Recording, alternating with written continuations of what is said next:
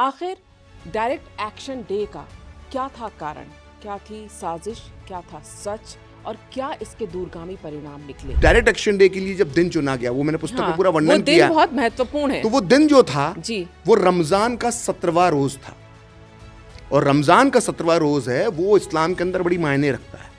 रमजान के 17वें रोज बदर की लड़ाई हुई थी। सूरावर्दी ने भाषण दिया और भाषण देते हुए उसने कहा कि जाओ, पाकिस्तान बनाने के लिए तुम्हारे पास अगले 24 घंटे हैं, जाओ तुम जो करना चाहो वो कर लो।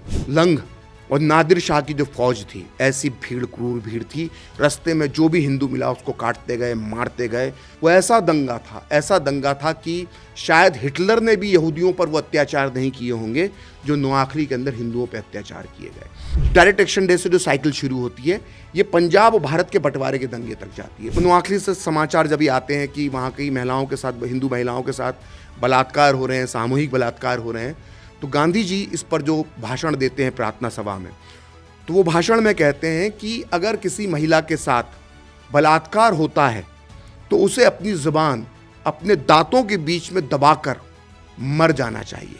और फिर वो एक जगह पर कहते हैं उसी दौर में, उसी समय में, कि अगर कलकत्ता के सारे हिंदू मरकर अपनी कुर्बानी दे देते तो कलकत्ता बच जाता। जब हिंदुओं ने प्रतिकार किया, हिंदुओं ने बदला लिया और मुसलमानों की लाशें सरकारी अस्पताल में आई, तो पतला दुबला 24 साल का एक लंबा सा लड़का जिसका नाम मुजीब था, कि देखो हिंदुओं ने कितने मुसलमान मार दिए, इन्होंने ही दंगा शुरू किया होगा। तो मैंने उसको डांट कर कहा कि तुम्हें इतनी भी समझ में नहीं आता कि जहां पर 3 लाख मुसलमानों की रैली हो रही हो, क्या वहां पर हिंदू दंगा शुरू कर सकते हैं? दंगा भी हमने ही शुरू किया था। और जानते हैं वो मुजीब कौन था? वो मुजीब था मुजीबुर रहमान, जो बाद में बांग्लादेश का फाउंडर बना, शेख मुजीबुर रहमान। गांधी जी की सभाओं के अंदर पाकिस्तान का झंडा फहराया जाता था कलकत्ता में। भारत की आजादी के बाद आजाद भारत में पहली मॉब लिंचिंग की जो कोशिश होती है वो देश के राष्ट्रपिता के साथ होती है। गांधी जी ने जब अपना अनशन तोड़ा तो उनको संतरे का जूस किसने पिलाया? उनको संतरे का जूस पिलाया सूहरावर्दी ने अपने हाथों से। सोचिए, जिस सूहरावर्दी को बूचर ऑफ बंगाल, जिसके हाथ खून से रंगे हों इतने सारे हिंदुओं के, उन्हीं हाथों से, जिस बूचर ऑफ बंगाल के हाथ हिंदुओं के खून से रंगे हुए थे, उसने इन्हीं हाथों से गांधी जी को संतरे का जूस पिलाकर उनका अनशन तोड़वाया। कि कलकत्ता की गंदगी, कलकत्ता की कैबरे डांसर, कलकत्ता के जुआ घर, सब सूहरावर्दी को बहुत प्यारे लगते थे। डायरेक्ट एक्शन डे भारत के इतिहास का एक काला पन्ना है। आज के भारत में उससे हमें क्या सबक लेना चाहिए? देखिए, उससे हमें बिल्कुल सबक लेना चाहिए। हमें उससे ये सबक लेना चाहिए कि उस इतिहास को बार बार दोहराया जा रहा है। देखिए, मैं आपको बताता हूँ, इसको संदर्भ प्रसंग के साथ बताता हूँ। सीए आंदोलन के दौरान आपने देखा, ये उसी तरह का था जैसा वो डायरेक्ट एक्शन डे की घोषणा होती है, मुसलमानों को पीड़ित दिखाना, हमारा हक मारा जा रहा है, ये सब जिन्ना के पॉइंट थे जिसके बेस पर उसने डायरेक्ट एक्शन डे की घोषणा की थी। ये हमने सीए आंदोलन में देखा। एक जगह पर भीड़ इकट्ठी करना, रस्तों को रोक लेना, उसकी परिणति क्या हुई? दिल्ली के दंगों में हुई, जिसमें कितने लोग मरे हमको मालूम है। ये मॉडस ऑपरेंडी जगह जगह पे आती है। अभी आपने देखा होगा कि रमज़ान के दौरान पश्चिम बंगाल में 2 साल पहले दंगा हुआ था। तब ममता बनर्जी का क्या बयान आया था कि रमज़ान के अंदर मुसलमान कोई गलत काम नहीं करता। ऑन रिकॉर्ड बयान था ये उनका। तो उनको बताना जरूरी हो जाता है कि भाई इसी रमज़ान के 17वें रोज़ प्रॉपर प्लानिंग के साथ कलकत्ता में ही डायरेक्ट एक्शन डे किया गया था। नमस्कार, पांचजन्य में आप सभी का बहुत बहुत स्वागत है। 16 अगस्त 1946 कोलकाता में सूरज निकला, लेकिन दिन ढलते ढलते पूरा कलकत्ता खून से नहा गया। मोहम्मद अली जिन्ना और उसकी मुस्लिम लीग ने इस दिन को नाम दिया डायरेक्ट एक्शन डे।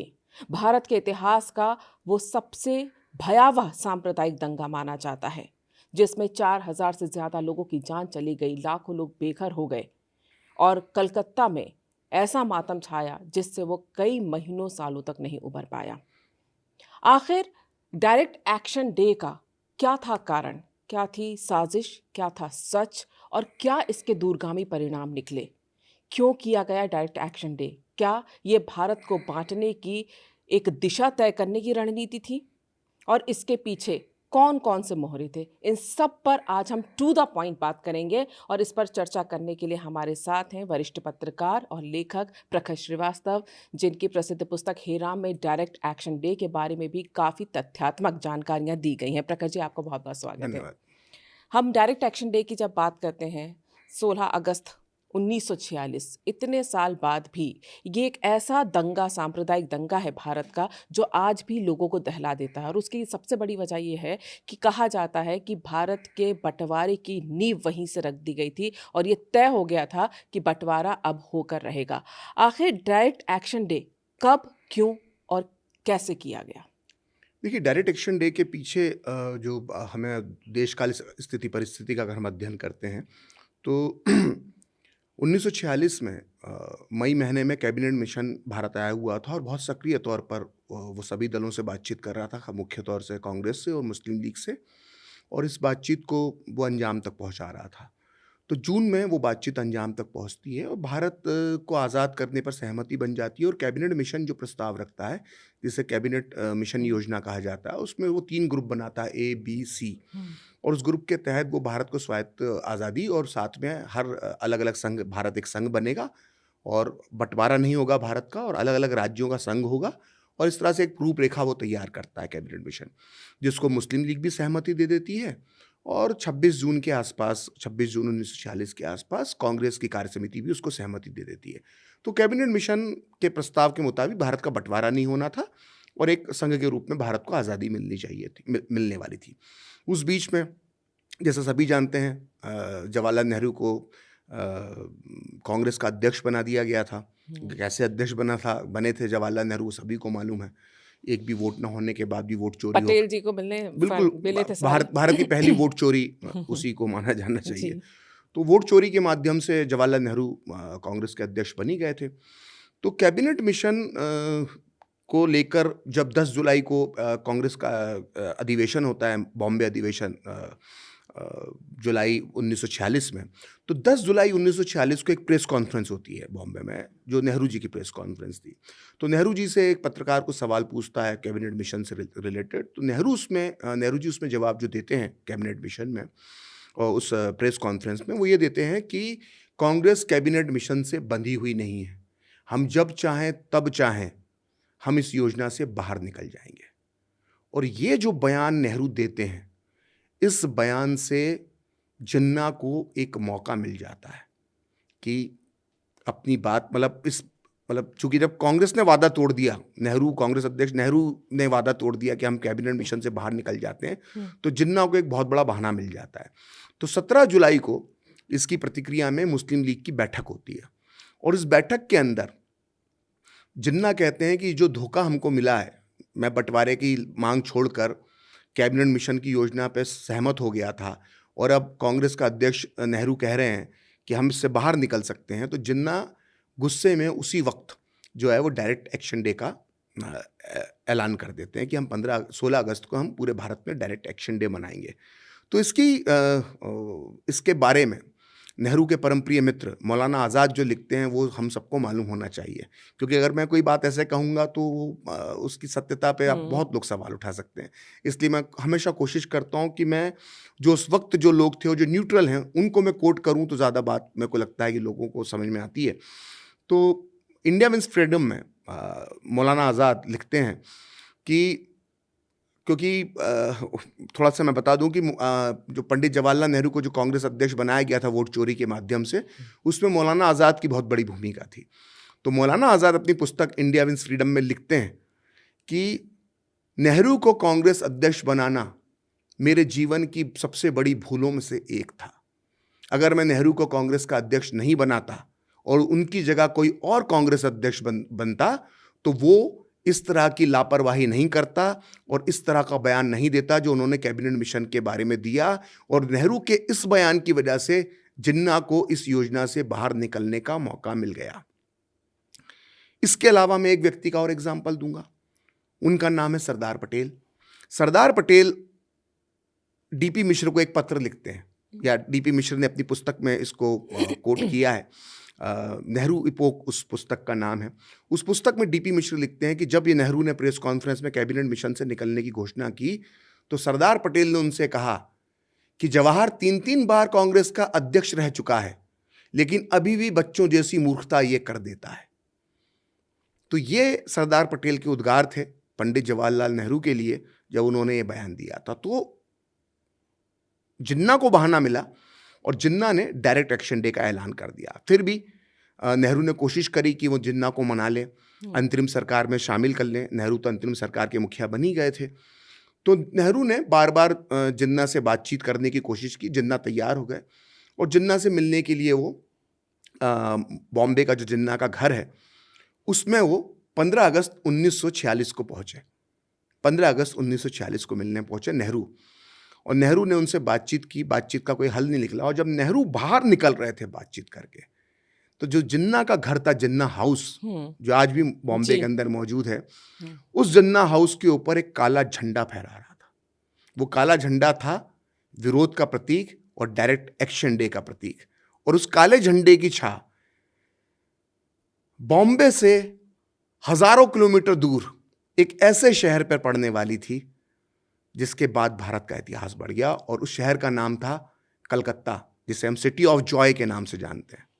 तो सिटी ऑफ जॉय का क्या हाल हुआ? सिटी ऑफ सॉरो बन गया था वो। मैं प्रखर ये आपसे ये पूछेंगे, जैसे 16 अगस्त 1946 को ये जो विरोध का झंडा आप बता रहे हैं जिन्ना हाउस पे जो लहरा रहा था, ये बेसिकली प्रदर्शन के लिए था। लेकिन ये 16 अगस्त क्या ये तय था कि हिंसा होने वाली है? क्योंकि 16 अगस्त 1946 को बात आई थी प्रदर्शन की, और शाम होते होते जो कत्लेआम कलकत्ता में शुरू हुआ हिंदुओं का, वो दहला देने वाला था। देखिए, ये पूरी प्री प्लान तैयारी थी। प्री प्लान तैयारी थी। जब जिन्ना ने डायरेक्ट एक्शन डे का जो ऐलान किया, तो उन्होंने एक बात कही। जिन्ना ने ये कहा कि मुस्लिम लीग ने हमेशा कानून का पालन किया है, हमने कभी भी कानून को अपने हाथ में नहीं लिया है, लेकिन कांग्रेस और ब्रिटिश सरकार ने हम पर बंदूक लगा दी है, तो हम भी अब कानून का पालन करेंगे, इस बात की गारंटी नहीं लेते हैं। तो ये जिन्ना ने अपने बयान में कह दिया था। तो ये तो तय था कि कुछ ना कुछ गड़बड़ होने वाली है, और जिन्ना को मालूम था कि मुझे इसके लिए एक ऐसी जगह चुननी होगी जहां पर सब कुछ मेरे हाथ में है, और वो जगह बंगाल से बेहतर कुछ नहीं थी, क्योंकि बंगाल के अंदर उस वक्त मुस्लिम लीग की सरकार थी और सुहरावर्दी वहां का प्रधानमंत्री था। उस वक्त मुख्यमंत्री को प्रधानमंत्री कहा जाता था। तो मुखिया सुहरावर्दी था, उसकी सरकार थी, और पूरा जो माहौल था, जो पूरा सेटअप जो बना लिया था उन्होंने। देखिए क्या हुआ, कलकत्ता के अंदर उस वक्त 22 थाने होते थे। उन 22 थानों में सुहरावर्दी की सरकार बनते ही उन्होंने सारे हिंदू जो थानेदार थे, जो स्टेशन मास्टर, जो स्टेशन हेड जो हिंदू होते थे, एसएचओ जिसको हम कहते हैं, वो सब हिंदू हटा के 20 जगह पर मुसलमान एसएचओ बना दिए 20 थानों में, और 2 थानों में एंग्लो इंडियन थे। और इसी बीच में NWFP के जो पठान होते थे उनकी कलकत्ता पुलिस के अंदर भर्ती कर ली गई थी। तो पूरा सेटअप जो है, पूरा एक जाल बुन लिया गया था कलकत्ता में। तो सुहरावर्दी वहाँ पर उसका मुखिया होता था। तो बिल्कुल ऐसी जगह चुनी गई जहाँ पर वो अपनी ताकत दिखा सकते थे। तो पूरी तैयारी थी। अब तैयारी के तौर पर क्या था, तो मैं यहाँ पर मैं अपनी पुस्तक में लिखना चाहूंगा कि डायरेक्ट एक्शन डे के लिए जब दिन चुना गया, वो मैंने पुस्तक में पूरा वर्णन किया, बहुत महत्वपूर्ण है। तो वो दिन जो था वो रमजान का 17वां रोज था, और रमज़ान का 17वां रोज़ है, वो इस्लाम के अंदर बड़ी मायने रखता है। रमज़ान के 17वें रोज़ बदर की लड़ाई हुई थी। बदर की लड़ाई में 313 सैनिकों के साथ, अगर मैं सही हूँ, तो मोहम्मद साहब ने जो है वो युद्ध जीता था। तो उस युद्ध को बड़ा महान युद्ध माना जाता है इस्लाम में, उसकी बड़ी वैल्यू है उस वॉर की। तो उस 17वें रोज़ इन्होंने डायरेक्ट एक्शन डे के लिए वो दिन चुना, 17वां रोज़, रमज़ान का 17वां रोज़।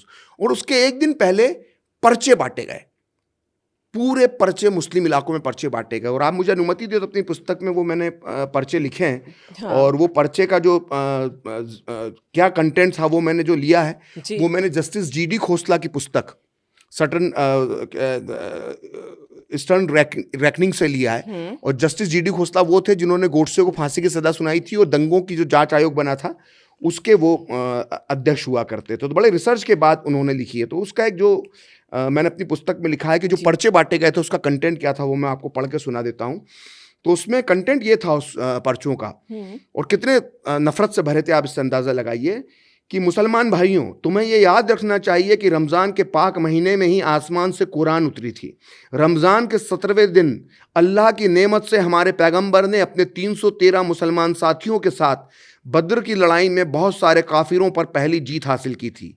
ये जिहाद का आगाज़ था। ये वही रमज़ान का महीना है जिसमें सिर्फ 10,000 मुसलमानों ने मक्का पर फतह पाई और इस तरह से इस्लाम की हुकूमत की नींव डाली थी। लेकिन ये बदकिस्मती है कि हिंदुस्तान में हम 10 करोड़ मुसलमान होने के बाद भी हिंदुओं और अंग्रेज़ों के गुलाम बनकर रह गए हैं। तो इस तरह से इस्लाम के नाम पर ये पर्चे बांटे गए और भड़काया गया। और उस दिन 16 अगस्त 1946 की सुबह जो कलकत्ता का जो मैदान जिसको कहते हैं, आज मैदान ही नाम है उस जगह का, मैदान जिसमें है, उसमें मुस्लिम लीग ने एक सभा बुलाई। और जब वो सभा बुलाई गई तो सभा के अंदर लाखों की तादाद में मुसलमान जो है हावड़ा आसपास के पूरे इलाकों से इकट्ठे हुए थे और सबके हाथ में बड़े बड़े डंडे थे। तो अंग्रेज अधिकारी जो फोर्ट, एक वहां पर जगह जहाँ पे ब्रिटिश आर्मी का हेडक्वार्टर था, तो वहां का एक अंग्रेज अधिकारी सब कुछ देख रहा था। उसने अपनी पुस्तक में लिखा है कि दूर से सिर्फ सर मुंडे ही मुंडे नजर आ रहे थे, इतनी भीड़ थी। और मैं आपको यहाँ पे बता दूं बड़ी रोचक बात कि ये बहुत कम लोग जानते हैं और बहुत कम लोग बताते हैं कि उस दिन जिस मंच जो सजा था मुस्लिम लीग का, जहां से भड़काऊ भाषण दिए गए, उस दिन मंच पर कॉमरेड ज्योति बसु भी बैठे हुए थे। ये वही ज्योति बसु हैं जिन्होंने लंबे समय तक जो, से ज्यादा, हाँ, कम से कम पश्चिम बंगाल पे 2 दशक करीब वो है पश्चिम बंगाल के मुख्यमंत्री रहे, वो भी मंच पर बैठे हुए थे। तो कम्युनिस्ट पार्टी और मुस्लिम लीग का गठबंधन था उस वक्त। और ये हंसिए और चांद की दोस्ती थी। हंसिया किसका प्रतीक है मुझे बताने की जरूरत नहीं है, और चांद किसका प्रतीक है मुझे बताने की जरूरत नहीं है। तो हंसिए और चांद की दोस्ती थी। और उस पे सूरावर्दी ने भाषण दिया और भाषण देते हुए उसने कहा कि जाओ, पाकिस्तान बनाने के लिए तुम्हारे पास अगले 24 घंटे हैं, जाओ तुम जो करना चाहो वो कर लो। उसके बाद जो भीड़ आई, उसने जो किया वो बहुत ही लोमहर्षक वर्णन उसके मिलते हैं। उनमें से कुछ एक मैंने लिखा है और वो आपको मैं पढ़ के सुनाता हूँ कि जो एक लियोनार्ड मोस्ले जो ब्रिटिश पत्रकार थे, उन्होंने अपनी पुस्तक में लिखा है ऐसी क्रूर घटना का वर्णन कि भीड़ जब मैदान से बाहर निकली, मुसलमानों की भीड़, तो उसने क्या किया।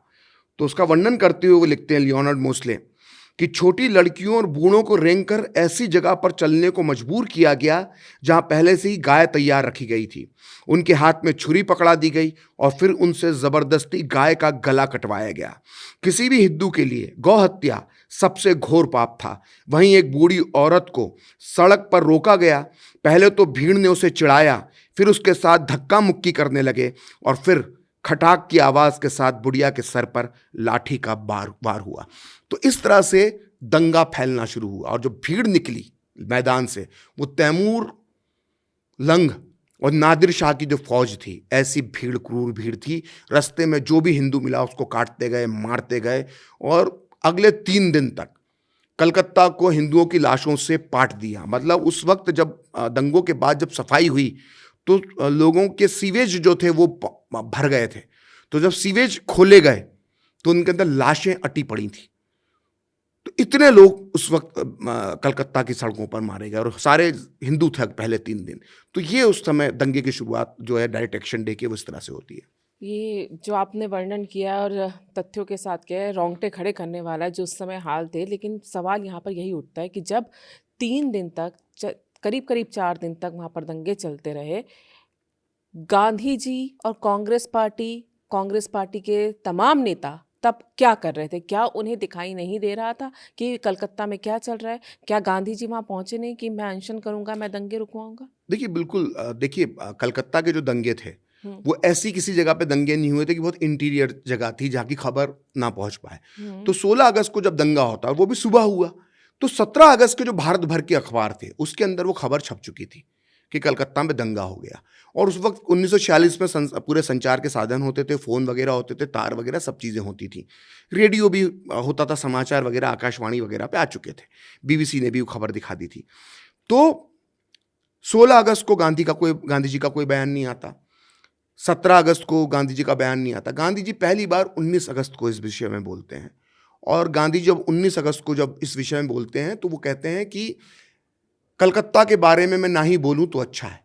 और 16 से 19 अगस्त के बीच में जब आप उनके भाषण पढ़ते हैं गांधी जी के, तो वो गोवा की समस्या के बारे में बोलते हैं, मैसूर की समस्या के बारे में बोलते हैं, अन्न की समस्या के बारे में बोलते हैं, डॉक्टरों से जुड़ी किसी समस्या के बारे में बात करते हैं। और जामिया मिलिया जो हमारे दिल्ली में कॉलेज है उसकी स्थापना दिवस पर भी वो संदेश देते हैं। मतलब दुनिया के तमाम विषयों पर गांधी जी बोल रहे थे, लेकिन कलकत्ता के दंगों पे उन्होंने चुप्पी साध रखी थी। और 19 अगस्त को वो हरिजन के अंदर एक उनका जो हरिजन नाम से एक मैगजीन, अखबार कह लें या मैगजीन कह लें, वो निकलती थी, उसमें उन्होंने लेख लिखा और वो भी 25 अगस्त को छप के आया। तो और उसका शीर्षक था जहर की काट। तो सोचिए 16 अगस्त को दंगा होता है और हमारे बापू के डायरेक्ट एक्शन डे पर क्या विचार है वो 25 अगस्त को देश को मालूम पड़ते हैं। और फिर वो एक जगह पर कहते हैं उसी दौर में, उसी समय में, कि अगर कलकत्ता के सारे हिंदू मरकर अपनी कुर्बानी दे देते तो कलकत्ता बच जाता। अभी क्यों कहा, किस लिए कहा, इसके पीछे क्या लॉजिक था, मुझे समझ में नहीं आता। तो ये स्थिति थी। और लियोनार्ड मोस्ले जो ब्रिटिश पत्रकार थे, बड़ी अच्छी बात लिखते हैं, क्योंकि जब ये कलकत्ता में दंगा हो रहा था, जब डायरेक्ट एक्शन डे जब कलकत्ता में हो रहा था, तब ठीक उसी वक्त नेहरू अपनी अंतरिम सरकार का गठन कर रहे थे। तो लियोनार्ड मोस्ले एक बड़ी अच्छी बात कटाक्ष में लिखते हैं, ब्रिटिश पत्रकार, अपनी पुस्तक जो ब्रिटिश सरकार के आखिरी दिनों के बारे में पुस्तक, बड़ी मशहूर पुस्तक है, उसको पढ़ना चाहिए। उसमें लियोनार्ड मोस्ले लिखते हैं कि कलकत्ता में दंगे हुए, लेकिन नेहरू और जिन्ना के पास वहाँ का दौरा करने का समय नहीं था, क्योंकि नेहरू अपनी कैबिनेट बनाने में व्यस्त थे। तो ये स्थिति थी, नेहरू वहाँ नहीं गए। बाद में जब बिहार में दंगा होता है, जहाँ पे मुसलमान मारे जा रहे होते हैं, तो नेहरू न केवल खुद पहुँचते हैं, बल्कि अपनी पूरी कैबिनेट के आधे सदस्य भी वहाँ पे ले जाते हैं। डॉक्टर राजेंद्र प्रसाद और जो भी मुस्लिम लीग के उस वक्त के सदस्य थे, उसको लेकर बिहार में पहुँच जाते हैं, क्योंकि वहाँ पे मुसलमान मर रहे थे। तो नेहरू अपनी कैबिनेट के साथ वहाँ पहुँच जाते हैं। लेकिन कलकत्ता में नेहरू नहीं जाते हैं, न गांधी जाते हैं।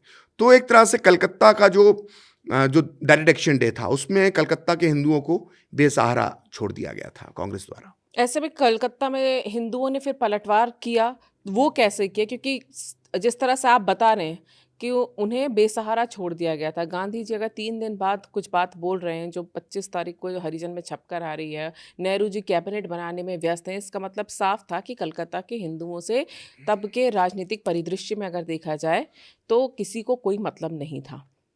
देखिए, इसमें क्या हुआ कि जब ये दंगा हुआ तो पहले 3 दिन तो मुसलमानों का पलड़ा भारी रहा। हमको ये मालूम होना चाहिए क्या होता है कि दोनों पक्ष सामने आना चाहिए जब हम किसी विषय की बात करते हैं तो, क्योंकि हमें हिंदुओं के बारे में सिर्फ हारों का इतिहास पढ़ाया जाता है, लेकिन कभी कभी हिंदू शौर्य की भी बात होना चाहिए। जब हिंदू पर वार होता है तो हिंदू प्रतिवार करना भी जानता है।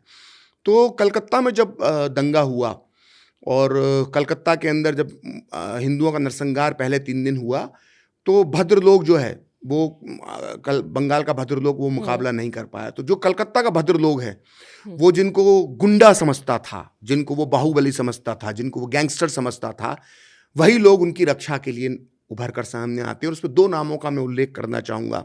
उसमें पहला नाम है श्रद्धेय श्री गोपाल पाठा जी का और दूसरा नाम है जुगल किशोर घोष जी का।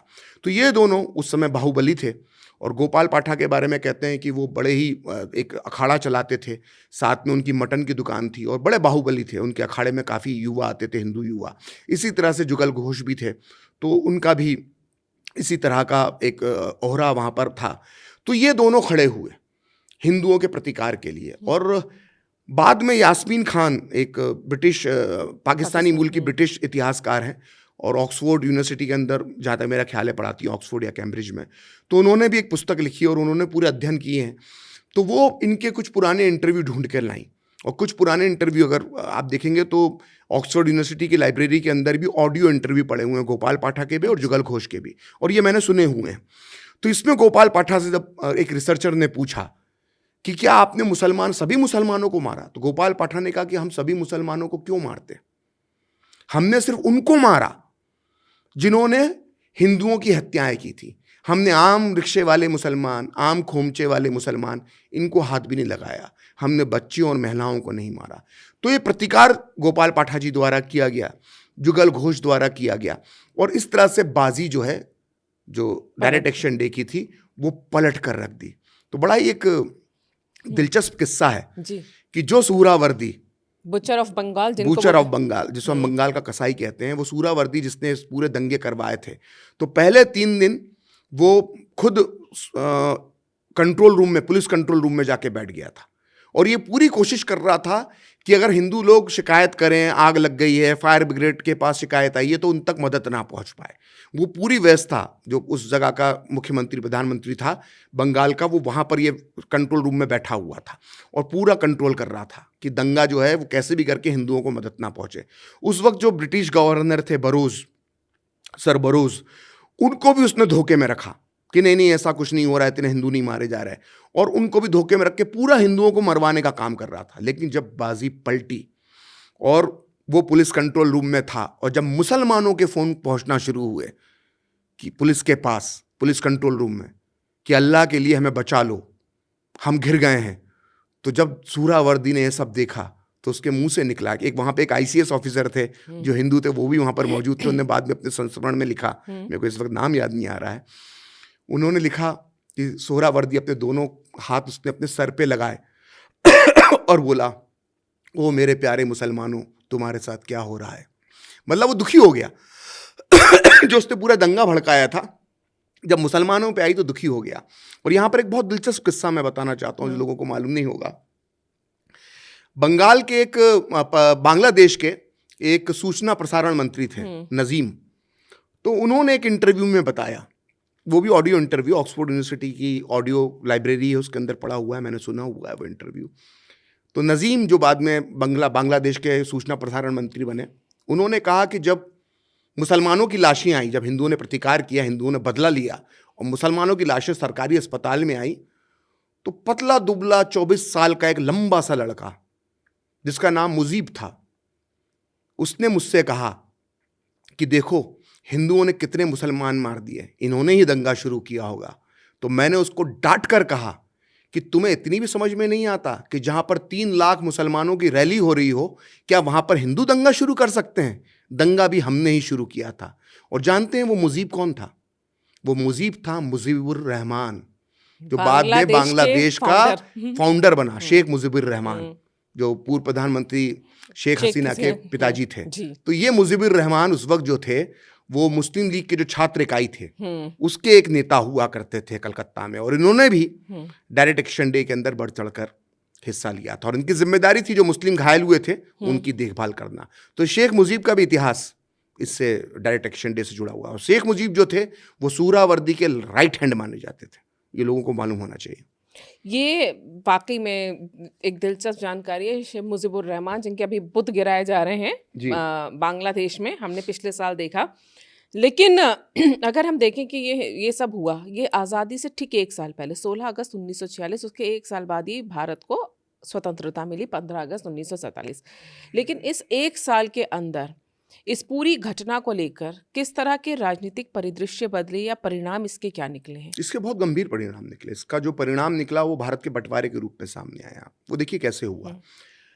जब बंगाल में, जब कलकत्ता के अंदर ये डायरेक्ट एक्शन डे होता है 16 अगस्त को, तो सूरावर्दी को समझ में आ जाता है कि हम 3-4 दिन तो हम बढ़त हासिल कर सकते हैं मुसलमान, लेकिन हिंदू यहाँ पे बहुसंख्यक है। कलकत्ता में उस वक्त जो जनसंख्या का जो अनुपात था वो मैं आपको बता देता हूँ कि 20% मुसलमान थे और 80% हिंदू थे। तो पहले तो 20% मुसलमान 3 दिन भारी पड़े, लेकिन जब प्रतिवार किया हिंदुओं ने, बदला लिया, तो उसमें गोपाल पाठा जी और जुगल घोष जी की वजह से हिंदू भारी पड़ना शुरू हो गए।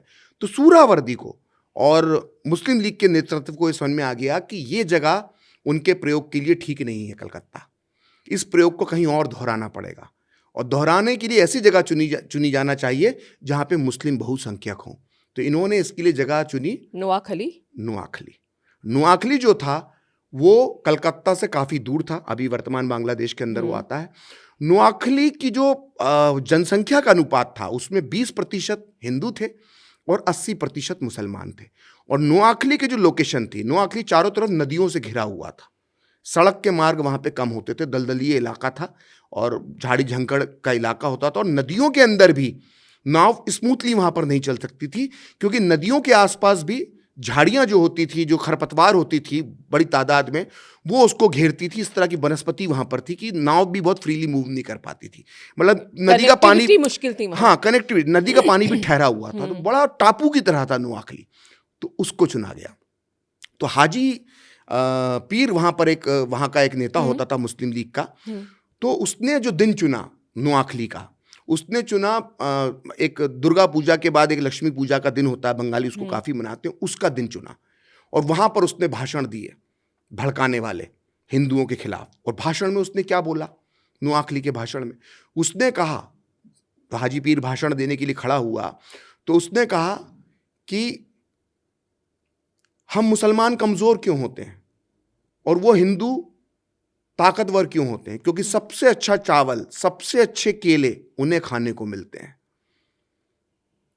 हमारी औरतें बदसूरत और उनकी औरतें सुंदर क्यों होती हैं? क्योंकि उन्हें अच्छा खाने को मिलता है। तो औरतों इस तरह की बात करके उस हाजी पीर ने भड़काया नोआखली में। और नोआखली में जो दंगा हुआ वो ऐसा दंगा था कि शायद हिटलर ने भी यहूदियों पर वो अत्याचार नहीं किए होंगे जो नोआखली के अंदर हिंदुओं पर अत्याचार किए गए। तो जो डायरेक्ट एक्शन डे जो प्लान कलकत्ता के लिए बना गया था उसको इंप्लीमेंट किया गया नोआखली के अंदर। ये अक्टूबर में हुआ, अगस्त के बाद अक्टूबर 2 महीने के बाद। 2 महीने के बाद उन्होंने उस प्रयोग को जो है वो नोआखली में दोहराया। और उनको मालूम था हमें उधर सफल होना ही होना है, क्योंकि उसकी लोकेशन ऐसी थी कि वहां से खबर मदद नहीं पहुंच सकती थी और हिंदुओं हिंदू तक। कम थे, हिंदू 20% थे, 80% मुसलमान थे। तो वहां पर घेर कर वहां पर हिंदुओं को मारा गया।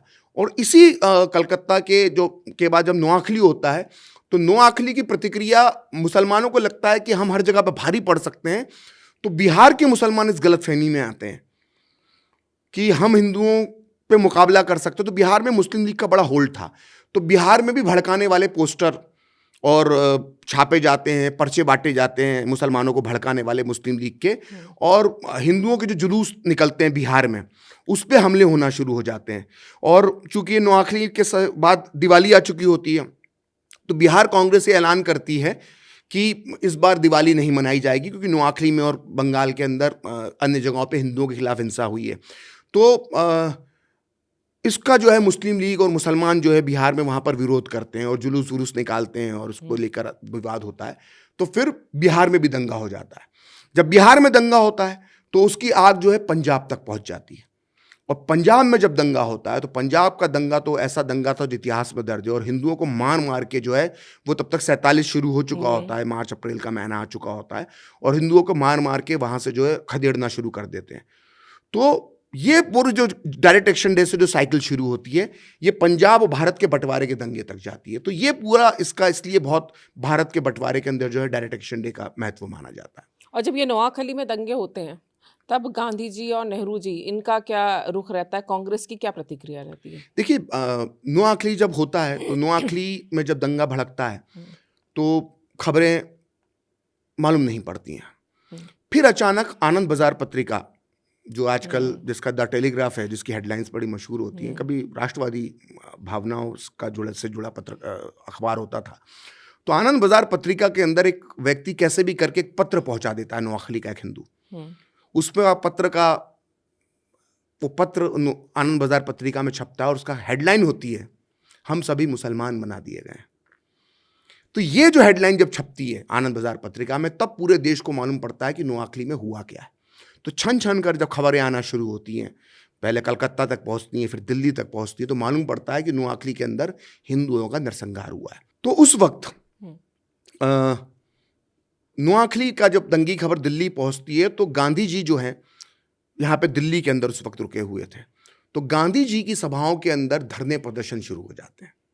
और एक जगह पर जब एक संविधान सभा की बैठक होने वाली होती है तो वहाँ पे नेहरू और सरदार पटेल के खिलाफ भी नारे लगाते हैं और हिंदुओं की रक्षा की वहाँ पर पुकार होना शुरू हो जाती है।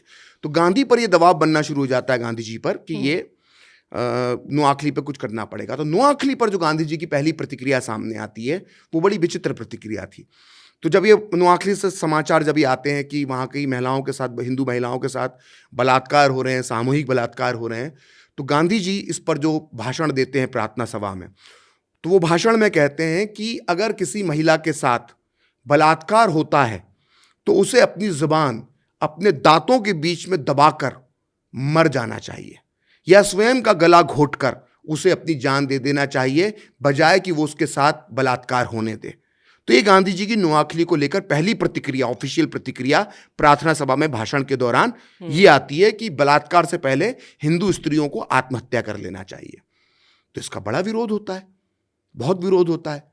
लोग बोलते हैं गांधी जी इस तरह के बयान कैसे दे सकते हैं। उनकी प्रार्थना सभा के अंदर ही लोग उनके खिलाफ नारे लगाने लगते हैं, कुछ लोग खड़े हो जाते हैं, आप इस तरह की बात कैसे करने लगते हैं। तो ये अगले दिन अखबारों के अंदर भी इसका कुछ अखबार उनके खिलाफ लिखते हैं, गांधी जी के खिलाफ। तो इसके बाद गांधी जी का अगली प्रार्थना सभा होती है अगले 24 घंटे बाद। तो लोगों को ये लगता है कि नोआखली पर कल जो गांधी जी ने बयान दिया है कि महिलाओं को बलात्कार के पहले आत्महत्या कर लेना चाहिए, दांतों में जीभ दबाकर, इसको लेकर गांधी जी खेद प्रकट करेंगे। लेकिन गांधी जी तो गांधी जी थे, वो कभी खेद प्रकट करने में विश्वास नहीं रखते थे। जो कह दिया उसे वो सही मानते थे। तो वो उसमें संशोधन करते हैं अपने बयान में। अब वो क्या कहते हैं, ध्यान से सुनिए। वो कहते हैं कि कल मैंने नोआखली को लेकर एक बयान दिया था कि हिंदू स्त्रियों को बलात्कार अगर उनके साथ हो रहा है तो बलात्कार से पहले दांतों में जीभ दबाकर या अपना स्वयं का गला घोटकर मर जाना चाहिए। मैंने जब इस विषय में डॉक्टरों से पूछा, डॉक्टर सुशीला नैयर और डॉक्टर विधान चंद्र राय से जब मैंने इस विषय में पूछा, तो दोनों ने मुझे बताया कि मेडिकल साइंस में यह संभव नहीं है कि कोई स्वयं का गला घोटकर या दांतों में जीभ को दबाकर मर सकता है। इसलिए मैं महिलाओं को सलाह दूंगा कि वो जहर के कैप्सूल, जहर की खुराक अपने पास रखें और अगर बलात्कार की नौबत आती है तो जहर खाकर आत्महत्या कर लें। तो गांधी ने संशोधन करके अपने बयान में ये दिया। और किसी को भी ये लग रहा है कि ये प्रखर श्रीवास्तव इस पॉडकास्ट के अंदर झूठ बोल रहा है, तो संपूर्ण गांधी वांग्मय जिसको भारत सरकार ने प्रकाशित किया है वो उसको देख ले। अक्टूबर 46, ये माफ कीजिएगा, ये अक्टूबर 46 या सितंबर 46 का जो अंक है, जो खंड है संपूर्ण गांधी वांग्मय के, वो निकाल ले, पढ़ ले। गांधी जी का भाषण है, भारत सरकार ने प्रकाशित किया है, मैंने तो प्रकाशित नहीं किया। और गांधी की बाइबल माना जाता है उसको। उसमें जो लिखा, जो कहा गांधी जी ने, वो सब उसमें दर्ज है। वो बाइबल है, वो सत्य है, उसमें लिखा हुआ है, जाके चेक कर ले ये इन्होंने दोनों बयान दिए कि नहीं दिए। तो नोआखली पे ये स्थिति। लेकिन जब विरोध बढ़ जाता है, जो आपने कहा कि कांग्रेस की बाकी नेताओं की प्रतिक्रिया, जब विरोध बहुत बढ़ जाता है तो उस वक्त, तब तक चूंकि अंतरिम सरकार के मुखिया नेहरू जी बन चुके होते हैं, तो कृपलानी, आचार्य कृपलानी तब तक कांग्रेस के नए अध्यक्ष बन चुके होते हैं। तो आचार्य कृपलानी के नेतृत्व में एक प्रतिनिधि मंडल भेजा जाता है नोआखली। तो उनके साथ उनकी पत्नी सुचेता कृपलानी भी जाती हैं। और जब कृपलानी जाते हैं और नोआखली के अंदर स्थिति देखते हैं, तो दिल्ली आकर वो एक रिपोर्ट लिखते हैं, कांग्रेस को रिपोर्ट सौंपते हैं, अपनी अपनी कार्य समिति को। उस रिपोर्ट को कृपलानी रिपोर्ट के नाम से जाना जाता है। उस रिपोर्ट को आप गूगल में सर्च करेंगे, वो मिल जाएगी उसकी PDF। उस रिपोर्ट में जो वर्णन करते हैं, उससे पूरे देश के अंदर समझ लीजिए कि माहौल बन जाता है। और हिंदू संगठन और सारे लोग ये कहने लगते हैं क्या हो रहा है, और हमारे नेता बचाने की कोशिश नहीं कर रहे हैं। तो इसी दबाव में गांधी जी जो है वो नोआखली जाने का फैसला करते हैं। और गांधी जी फिर नोआखली जाते हैं। और ये बिल्कुल सत्य है कि गांधी जी ने नोआखली के अंदर जो प्रयास किए हिंदुओं को बचाने के लिए, वो अद्भुत प्रयास है। और ये और बात है कि उनको मुसलमानों की उस दौर में मदद नहीं मिली, मुसलमानों द्वारा उनके साथ तिरस्कार किया गया। वो जिन जगहों पर नंगे पांव जब पदयात्रा करी नोआखली में उनने हिंदुओं से मिलने के लिए, तो उनके रास्ते में मलमूत्र मुसलमान बिखेर देते थे, कांच के टुकड़े डाल देते थे। सब ये प्यारेलाल नैयर जो सब वक्त गांधी जी के साथ थे, उनके सेक्रेटरी थे, उन्होंने अपनी पूर्णाहुति नाम से पुस्तक लिखी है, उसमें सब कुछ लिखा है। और ऐसे 50 जगह पे जो उस वक्त के चश्मदीद है, जो गांधी जी के साथ नोआखली में काम कर रहे थे, जो सामाजिक कार्यकर्ता, उन सब ने लिखा है कि मुसलमान उनके साथ नोआखली में क्या करते थे। मतलब एक तो बड़ा ही दर्दनाक किस्सा है कि गांधी जी एक मदरसे के पास से गुजर रहे थे नोआखली में, तो देखा कुछ मुस्लिम छोटे छोटे बच्चे वहाँ पे पढ़ रहे हैं। तो गांधी जी उन बच्चों को गले लगाने के लिए दौड़े, तो जो मदरसे का जो मौलाना था उसने उन बच्चों को वहाँ से भगा दिया। और डोमिनिक लापेर इंडिया अपनी फ्रीडम एट मिडनाइट में लिखते हैं कि बच्चों को उसने ऐसे भगा दिया जैसे कोई लकड़ सुंघवा बच्चों का अपहरण करने के लिए आ रहा हो। मतलब गांधी जी की तुलना लकड़ सुंघवा से की उस घटना को लेकर डोमिनिक लापेर ने और लैरी कॉलिंस ने। मतलब ये व्यवहार मुसलमान जो है गांधी जी के साथ नोआखली में कर रहे थे। तो गांधी जी ने पूरा प्रयास किया हिंदुओं को वहाँ पर बचाने का, लेकिन वो उस तरह से सफल नहीं हो पा रहे थे जो उनका बाकी जगहों पर, जैसे हिंदू जैसे उनकी बात जितनी आसानी से मान जाते थे, उनके कहने पर दंगे रोक दिया करते थे। तो नोआखली के अंदर वो अक्टूबर में जाते हैं और मार्च तक रहते हैं। और नोआखली के अंदर आप पूरे उनके भाषण पढ़ लीजिए जो उनने प्रार्थना सभाओं में दिए। आप उनके साथ दो लोग काम कर रहे थे, प्यारेलाल नैयर उनके साथ सेक्रेटरी थे, फिर प्यारेलाल नैयर को एक दूसरे गांव भेज देते हैं। फिर निर्मल कुमार बोस, दुनिया के बहुत बड़ा एंथ्रोपोलॉजिस्ट थे, वो गांधी जी के सेक्रेटरी बन के नोआखली में उनके साथ रहते हैं। उन्होंने पुस्तक लिखी है माई डेज विद गांधी, उसको पढ़ लीजिए। ऐसे तमाम आप लोगों के जब पढ़ते हैं संस्मरण, इवन मन्नूबेन जो गांधी जी की पोती थी, उन्होंने अपनी पुस्तक लिखी है गांधी जी पर, उसके अंदर नोआखली का पूरा वर्णन है।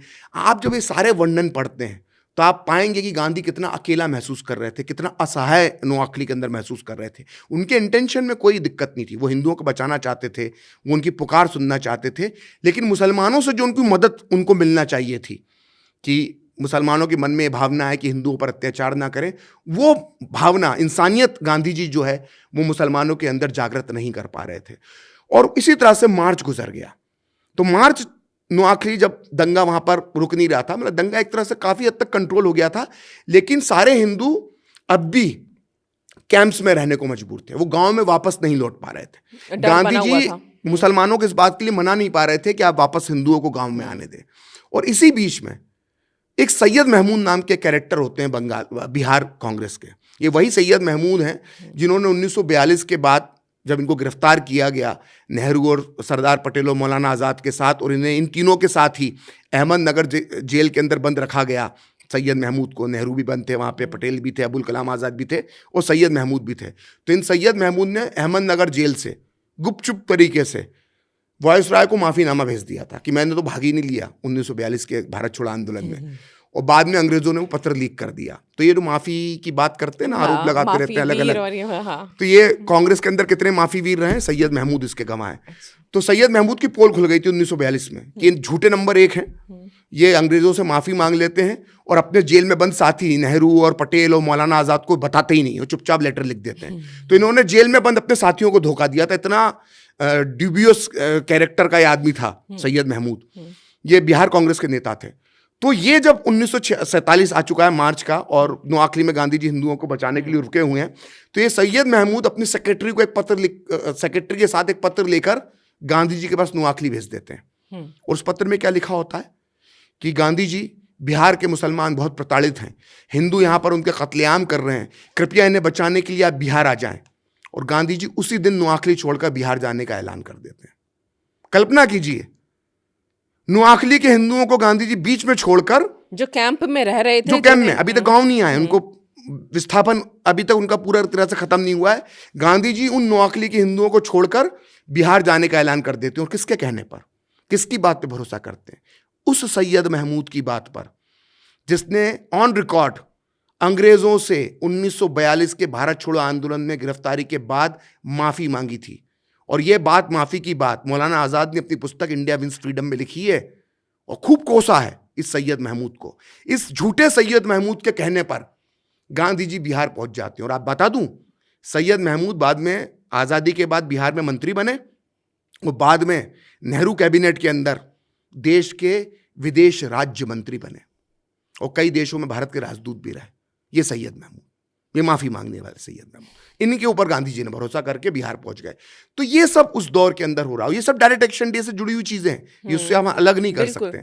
इसीलिए क्योंकि 2 महीने बाद ही हुआ, लेकिन डायरेक्ट एक्शन डे के बाद 15 अगस्त को जब स्वतंत्रता मिल जाती है, उसके बाद फिर कलकत्ता में दंगे हुए थे।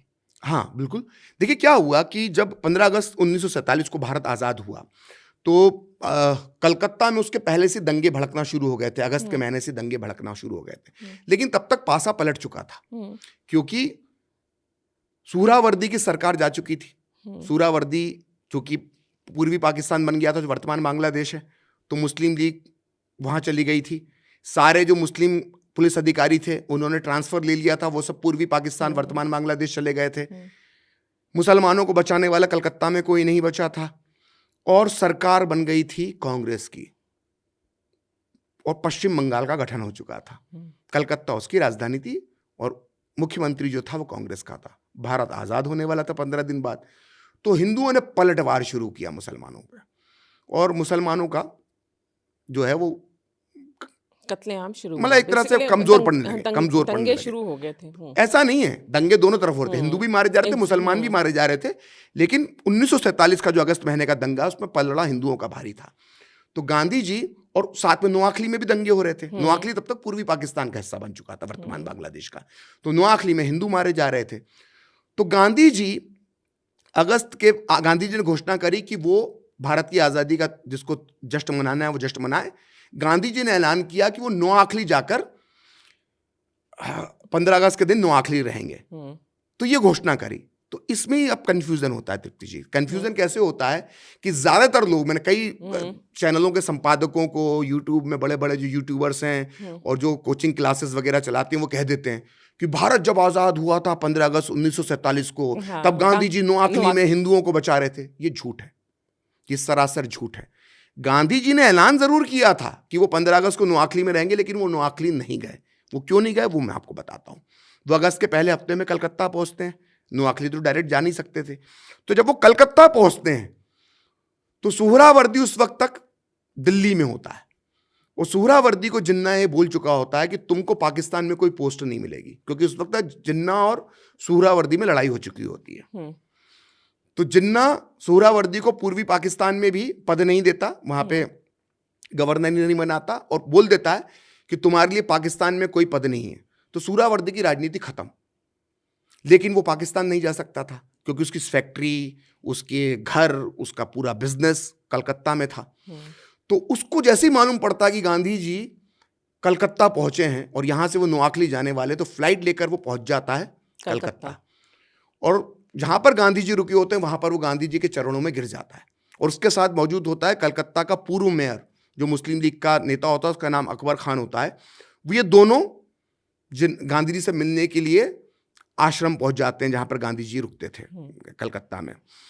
तो वहां पर ये दोनों गांधी जी के चरणों में गिर जाते हैं एक तरह से, और बोलते हैं कि आप जो है नोआखली मत जाओ और कलकत्ता में रुक जाओ, क्योंकि यहां पर मुसलमान संकट में है। और ये दोनों कौन थे? जो मैंने बताया कि पोस्टर जो पढ़ के बताया ना, पर्चा जिसमें इस्लाम के नाम पे भड़काया गया था, ये अकबर खान ने छपवाया था। ये मेयर था, पूर्व मेयर। ये उसने इस घटना ठीक 1 साल पहले ठीक 1 साल पहले। और यही सोहरावर्दी था जिसकी देखरेख के अंदर हिंदू मारे गए थे। तो ये गांधी के सामने गिड़गिड़ाते रुक जाओ, तो गांधी जी का दिल पसीज जाता है। अब गांधी जी के सामने 2 ऑप्शन होते हैं, एक तो वो नोआखली जाए हिंदुओं को बचाने के लिए, या कलकत्ता में रुक जाए मुसलमानों को बचाने के लिए। तो गांधी जी दूसरे ऑप्शन को चुनते हैं, कलकत्ता में मुसलमानों को बचाने के लिए रुक जाते हैं। लेकिन वो सुहरावर्दी के सामने एक शर्त रखते हैं।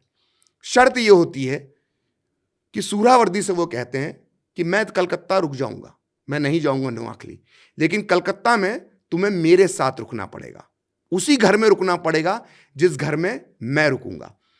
तो गांधी जी घर कौन सा चुनते हैं? एक बेलिया घाट एक इलाका है कलकत्ता में, उसमें एक हैदरी मैंशन करके घर होता है, मुस्लिम इलाका है। वहां पर गांधी जी उस जगह को चुनते हैं और गांधी जी वहां पर जाकर रुक जाते हैं, और सुहरावर्दी को भी वो लेकर आते हैं। तो ये दिन होता है 14 अगस्त का दिन। तो एक तरफ पाकिस्तान बन चुका है 14 अगस्त को, और 14 अगस्त की रात गांधी जी बेलिया घाट में हैदरी मैंशन में है, मुस्लिम बहुल इलाके में। उनके साथ बंगाल का कसाई सुहरावर्दी मौजूद है, और भीड़ तभी वहां पर पत्थर मारना शुरू कर देती है। जब पत्थर मारना शुरू कर देती है तो पुलिस कंट्रोल करती है। कांग्रेस की सरकार है भाई, गांधी जी के घर में पत्थर मारोगे तो पुलिस तो आ ही जाएगी। तो पुलिस कंट्रोल करती है। तो गांधी जी सुहरावर्दी को लेकर आते हैं खिड़की पे और बोलते हैं कि माफी मांगी इनसे। तो सुहरावर्दी माफी मांग, जो 14 अगस्त जब पाकिस्तान उधर नया राष्ट्र बन रहा है, उस वक्त पाकिस्तान के भविष्य का प्रधानमंत्री सुहरावर्दी, बाद में पाकिस्तान का प्रधानमंत्री बना, कैसे बना वो मैं बताऊंगा आपको आगे। तो सुहरावर्दी पाकिस्तान के भविष्य का प्रधानमंत्री उस दिन माफी मांग रहा था अपने कर्मों की हिंदुओं के सामने कि हाँ मुझसे गलती हुई। तो ये माफी मांग लेता है। तो उसके बाद चूंकि आज़ादी, अगले दिन भारत आज़ाद होता है 15 अगस्त 1947 को, तो आज़ादी का जश्न में कलकत्ता डूब जाता है।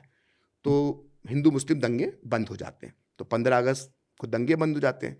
गांधी जी इस पूरे मौके का लाभ उठाते हैं कि भाई हिंदू मुस्लिम एकता स्थापित करने का वो फायदा उठाना चाहते हैं इस पूरी जश्न का वो। तो कई वो सभाएं करते हैं मुस्लिम इलाकों में, हिंदू इलाकों में। तो जहां पर वो सभाएं करते थे, ये बिल्कुल ऑन रिकॉर्ड बता रहा हूं, ये प्यारेलाल नैयर ने अपनी पुस्तक पुण्याहुति में लिखा है, जो गांधी जी के पर्सनल सेक्रेटरी थे। गांधी जी की प्रार्थना सभाओं के भाषण संपूर्ण गांधी वांग्मय में छपे, जिसे भारत सरकार ने छापा है। उन प्रार्थना सभाओं में जो कलकत्ता में गांधी जी करते थे 15 अगस्त 1947 के बाद, उन प्रार्थना सभाओं में भारत के झंडे के साथ साथ पाकिस्तान का झंडा भी फहराया जाता था। गांधी जी की सभाओं के अंदर पाकिस्तान का झंडा फहराया जाता था कलकत्ता में भारत की आजादी के बाद। और जिसको मेरी बात पे शक है वो संपूर्ण गांधी वांग्मय उठा के निकाल के देख ले। और गांधी जी ने कहा अपने भाषण में कलकत्ता में कि कितनी खुशी की बात है कि भारत और पाकिस्तान दोनों के झंडे आज इस प्रार्थना सभा के अंदर लहरा रहे हैं। और ये उस समय का काल है जब विभाजन हो चुका था और पाकिस्तान में हिंदुओं का कत्लेआम हो रहा था। तब कलकत्ता में गांधी जी की सभाओं के अंदर भारत के झंडे के साथ साथ पाकिस्तान के झंडे फहराए जाते थे। उसी पाकिस्तान से कटी हुई लाशें आ रही थी हिंदुओं की, बिल्कुल ट्रेनें भर भर के आती थी। और फिर इसी दौर में जहां तक मेरा ख्याल है 21 या 22 अगस्त 1947 को गांधी जी सोहरावर्दी का जो क्षेत्र था जहां से सोहरावर्दी चुनाव लड़ता था उस क्षेत्र में जाते हैं। और जब वो वहां पर जाते हैं तो देखते हैं कि वहां पर पाकिस्तान के झंडे नहीं लगे हुए हैं। तो गांधी जी नाराज होते हैं। गांधी जी कहते हैं कि मुझे बड़ा दुख हो रहा है कि मुसलमान पाकिस्तान का यहां पे झंडा नहीं फहरा रहे हैं। तो मैं कांग्रेस के नेताओं से कहूंगा कि यहां पे उन्हें पाकिस्तान का झंडा फहराने दें। ये ऑन रिकॉर्ड है, पढ़ लें। संपूर्ण गांधी वांग्मय में छपा है हिंदी में, और अंग्रेजी के अंदर collected works of Mahatma Gandhi Bharat सरकार ने छापा है, जाके देख ले। चुनौती देता हूं, चैलेंज है मेरा। नहीं लिखा हो तो मैं चैलेंज दे रहा हूं, तो पढ़ ले जाके। तो ये स्थिति बनती है। इसके बाद क्या होता है, घटनाक्रम तेजी से बदलने लगता है। आजादी का जश्न हो गया भाई, 5 दिन 10 दिन 15 दिन, और ये आ जाता है अगस्त का आखिरी सप्ताह। अब हम पहुंच चुके हैं अगस्त 1947 के लास्ट वीक में कलकत्ता में। अचानक एक मुस्लिमों के इलाके में एक हिंदू लड़के की हत्या कर दी जाती है। तो दंगा फिर से भड़क उठता है। और उसी रात 30 अगस्त की रात, अगर मैं सही हूं, तो भीड़ जो है वो हैदरी मैंशन पे हमला कर देती है। हिंदुओं की भीड़ हैदरी मैंशन पे, हैदरी मैंशन जहां पे गांधी जी और सोहरावर्दी रुके हुए। और भीड़ जब हमला करती है तो पूरा हैदरी मैंशन, पिछली बार तो नीचे से पत्थर मारे थे, इस बार भीड़ हैदरी मैंशन में अंदर दाखिल हो जाती है। खिड़की दरवाजे तोड़ देती है, जो फानूस लगे होते हैं वो तोड़ देती है, पेंटिंग्स जो लगी होती हैं वो गिरा देती है, फर्नीचर तोड़ देती है, और गांधी जी पर एक लाठी फेंक कर मारी जाती है। और गांधी जी के पास से निकलती है, गांधी जी बच जाते हैं। और गांधी जी अगले दिन बयान जारी करते हैं, और उस बयान में वो लिखते हैं कि अगर वो लाठी मुझे पड़ गई होती तो मैं वहीं मर जाता। प्यारेलाल नैयर, गांधी जी के सेक्रेटरी, वो लिखते हैं पूर्णाहुति पुस्तक में कि गांधी जी को अगर वो लाठी पड़ जाती तो वो मर जाता। आभा बहन भी अपनी संस्मरण में लिखती हैं कि गांधी जी को लाठी पड़ जाती तो मर जाता। मतलब कि आजादी के महज 15 दिन बाद आजाद भारत में पहली मॉब लिंचिंग की जो कोशिश होती है वो देश के राष्ट्रपिता के साथ होती है। ये लोगों को मालूम होना चाहिए। जो गांधी जी की हत्या 30 जनवरी 1948 को हुई, शायद वो हत्या या उनकी मृत्यु, दुखद मृत्यु 30 अगस्त 1947 को ही हो जाती, जब भीड़ हमला करती। और ये खुद गांधी जी ने कहा है, ये मैंने नहीं कहा। संपूर्ण गांधी वांग्मय पढ़ ले जिसको शक है। तो ये हमला होता है, तो गांधी जी इस हमले से बड़े आहत हो जाते हैं और वो आमरण अनशन का ऐलान कर देते हैं। अब यहां पर एक कैरेक्टर आता है जिसका मैं जिक्र करना चाहता हूं। उसका नाम है सचिन मित्रा। मुझे पूरा भरोसा है कि सचिन मित्रा के बारे में शायद आज की युवा पीढ़ी और ज्यादातर लोग नहीं जानते होंगे। सचिन मित्रा अमेरिका से पढ़कर आए थे, विदेश से पढ़ के आए थे, जर्मनी के अंदर भी पढ़े थे और राम मनोहर लोहिया के दोस्त होते थे। तो सचिन मित्रा गांधीवादी थे और गांधी जी के साथ कार्य कर रहे थे दंगा रोकने के लिए। उस वक्त वो कलकत्ता में थे। तो गांधी जी सचिन मित्रा को एक जिम्मेदारी देते हैं कि मुस्लिम इलाके में जाओ और दंगे को रोको। तो सचिन मित्रा युवा थे, गांधी जी को अपना आदर्श मानते थे। वो दंगे रोकने के लिए मुस्लिम इलाके में जाते हैं और ये 30 अगस्त के ही आसपास की घटना है। और वहां पर मजहबी भीड़ सचिन मित्रा को चाकुओं से गोद के मार डालती है। ठीक उसी तरह से जैसे गणेश शंकर विद्यार्थी को कानपुर में मुसलमानों ने मारा था, ऐसे सचिन मित्रा को 30 अगस्त 1947 को कलकत्ता में मुसलमानों की भीड़ मार देती है। सचिन मित्रा मर जाते हैं। सचिन मित्रा के बारे में राम मनोहर लोहिया जब वो मरते हैं तो राम मनोहर लोहिया को बड़ा दुख हुआ क्योंकि उनके मित्र थे कॉलेज के वो। तो राम मनोहर लोहिया अपनी पुस्तक में लिखते हैं सचिन मित्रा के बारे में कि मैं भी गांधी जी के कहने पर ऐसे ही दंगे रोकने के लिए जाता था।